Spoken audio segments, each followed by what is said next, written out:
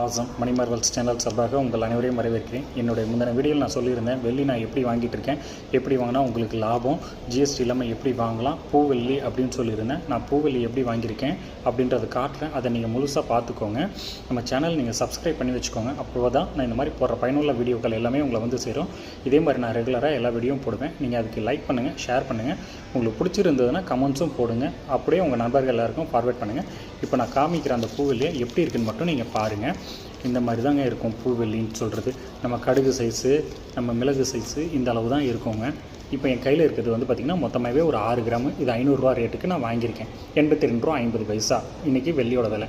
அந்த விலைக்கு நான் வாங்கியிருக்கேன். எப்போ நான் 100 ரூபா வருதோ 120 ரூபா வருதோ அப்போ நான் விற்கிற மாதிரி இருப்பாங்க. இந்த மாதிரி தான் இருக்கும், பார்த்துக்கோங்க. இதே மாதிரி தான் இருக்குங்க. கையில் எடுத்து காட்டுறேன் பார்த்தீங்களா, இந்த மாதிரி தான் இருக்குங்க. நல்லா பார்த்துக்கோங்க. இந்த மாதிரி தான் இருக்கும். இதே மாதிரி பயனுள்ள வீடியோக்கள் எல்லாமே நான் ரெகுலராக போடுறேன். சப்ஸ்கிரைப் பண்ணிக்கோங்க. தேங்க்யூ.